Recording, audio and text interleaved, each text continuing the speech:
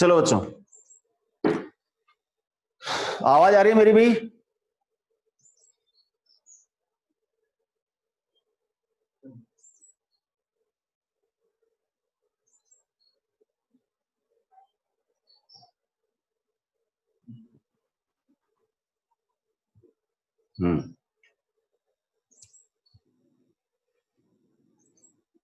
देखा बेटा, कोई डाउट हो तो पूछो, चैट करके पूछ सकते हो आप, कुछ भी चैट करके कोई भी डाउट हो तो पूछ सकते हो। और जैसे ही अभी तुम्हारी मीटिंग खत्म होगी, रात को 8 साढ़े 8 बजे तक ये जो दोनों वीडियो है मेरे चैनल पे अपलोड हो जाएंगे, आप लोग वहां जाकर के वापस देख सकते हो। ठीक है, डेली आपको कुछ न कुछ असाइनमेंट मिलेगा, आज तो नहीं मिलेगा, कल से असाइनमेंट देना शुरू करूंगा मैं तुम्हें, तो साथ के साथ अपने असाइनमेंट कंप्लीट कीजिए। कोई चीज यहां समझ में नहीं आ रही है तो आप तुरंत मेरे को चैट पे पूछ सकते हो, ठीक है, या फिर आप बाद में वीडियो भी देख सकते हो, मैं अपने चैनल पर अपलोड कर दूंगा। चलें आगे। चलो, तो इसका मतलब ये हुआ, वापस समझो जरा, ये वैक्यूम में है, it is the force between two charges in vacuum और in free space that is given by F vacuum is equal to 1/4 pi epsilon naught Q1 Q2 by R square. ठीक है, epsilon naught is the permittivity of free space or vacuum, you can say it 8.854 into 10 power minus 12 coulomb square upon Newton into meter square. One more unit of it.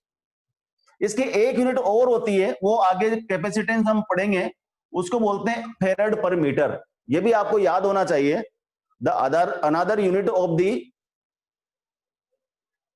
हाँ, epsilon not की दूसरी unit क्या होगी बेटा? फेरेड पर metre. फेरेड capacitance की unit है, क्योंकि इसको अपन वहां भी यूज करते हैं, तो वहां से इसका नया हमें यूनिट मिलता है। ए मीडियम हो गया 1/4 pi epsilon nought epsilon R Q1 Q2 by R square. Epsilon R और K, capital K, that is dielectric constant over here, और epsilon R is known as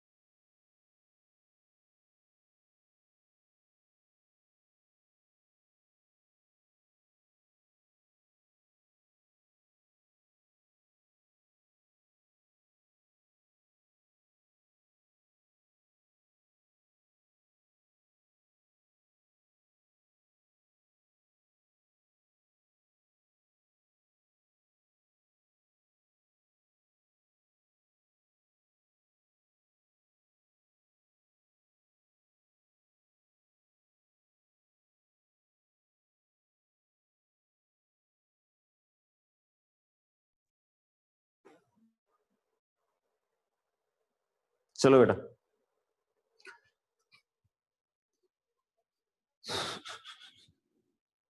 ध्यान से देखो जरा, तो ये हो गया हमारा फोर्स इन मीडियम।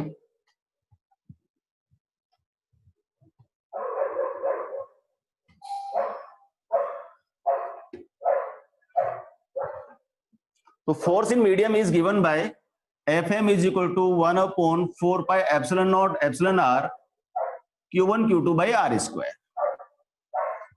दो डिफरेंट फोर्सेज हो गए, एक फोर्स हो गया चार्जेस के बीच में जब कुछ भी नहीं है, एक फोर्स हो गया जब चार्जेस के बीच में मीडियम है।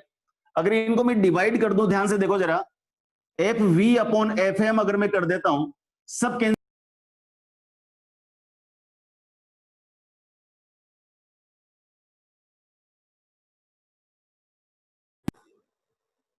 इंपॉर्टेंट रिजल्ट कि force in vacuum divided by force in medium is equal to epsilon R. ठीक है, इन दोनों का रेशियो हमारे किसके बराबर होगा? एप्सिलॉन आर के बराबर होगा। या दूसरा नाम ले सकते हैं F E upon F M is equal to K, dielectric constant. इस फॉर्मूले को देख करके बताओ कि अगर दोनों चार्जेस के बीच में मीडियम रख देते हैं तो फोर्स इंक्रीज होगा या डिक्रीज होगा? टाइप करके बताना पड़ेगा। अगर दो के बीच में, दो चार्जेस के बीच में मैं कोई मीडियम रख देता हूं तो फोर्स विल डिक्रीज और इंक्रीज? Yes, it decreases. बिल्कुल सही है, डिक्रीज हो जाएगा। देखो यहां पर, क्योंकि F M is equal to आया हमारे पास F E by K, F is divided by something, F E by K. इसका मतलब अगर मान लीजिए दो चार्जेस के बीच में कुछ भी रख देंगे बेटा, तो फोर्स क्या हो जाएगा? डिक्रीज हो जाएगा। Important relation.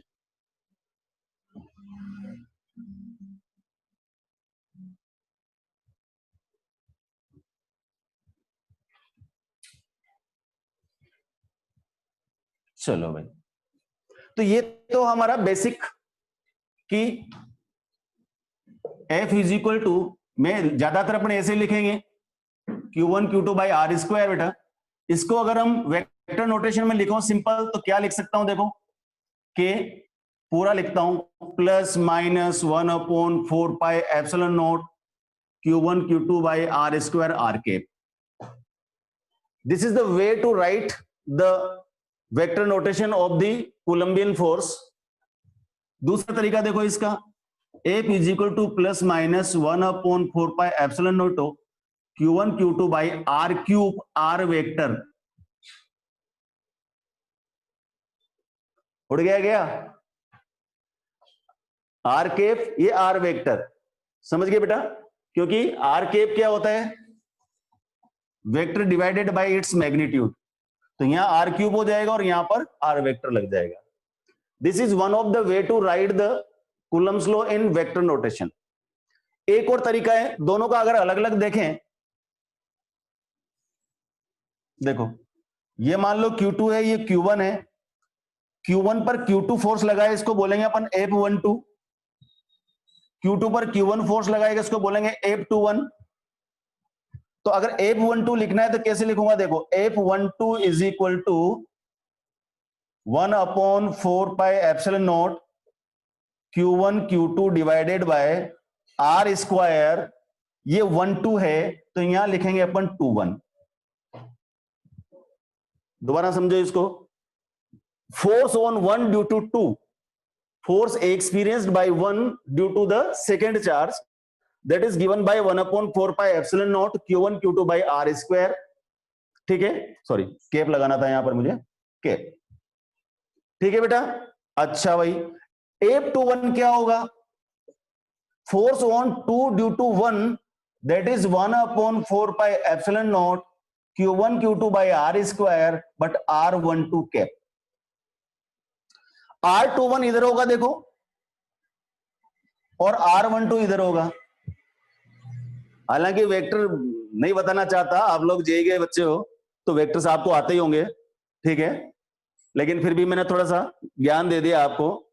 F12 F21, और अभी मैंने आपको बताया था कि चाहे F12 हो चाहे F21 हो, दोनों का मैग्नीट्यूड सेम ही होगा।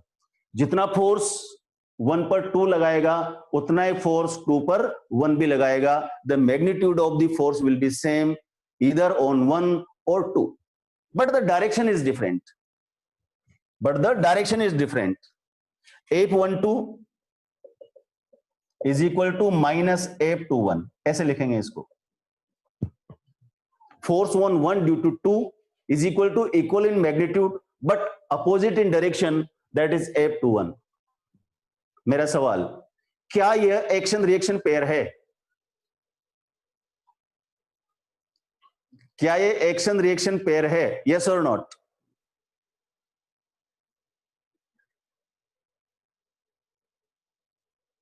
क्या यह एक्शन रिएक्शन पेयर है? यस, ये एक्शन रिएक्शन पेयर है, क्योंकि दोनों फोर्स इक्वल हैं, अपोजिट हैं और दो अलग अलग ऑब्जेक्ट पर लग रहे हैं।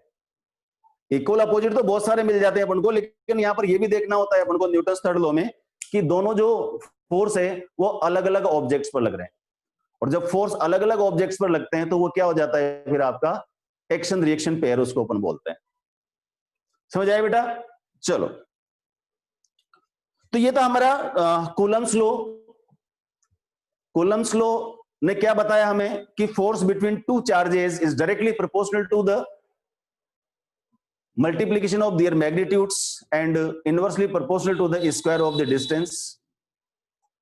दो के यूज किए मैंने, एक के किया है constant of proportionality, the value of that small K is constant 9 into 10⁹ newton into metre square upon coulomb square.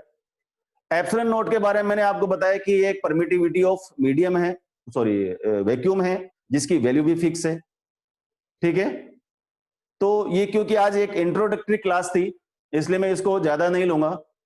कल से मैं कूलम्स लॉ पर एप्लीकेशंस लूंगा, कूलम्स लॉ के क्वेश्चंस करेंगे। ठीक है, तो जो बच्चे आज नहीं आए हों, तुम्हारे मित्र परिचित रिश्तेदारों के, उन सबसे बोल देना। ठीक है, और आप लोग ये जो चीज समझ में नहीं आए यहाँ पर आप लाइव चैट में पूछ सकते हैं।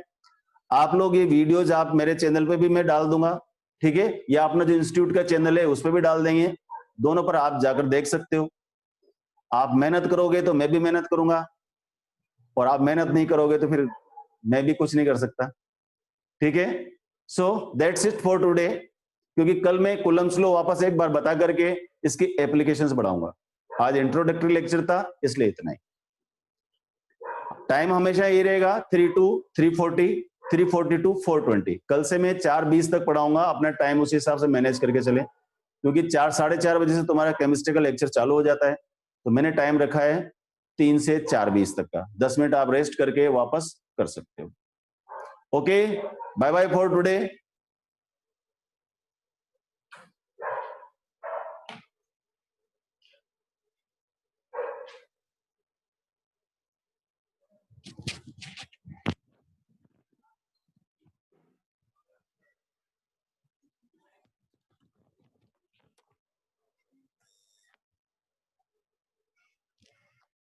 समझ आया कुछ?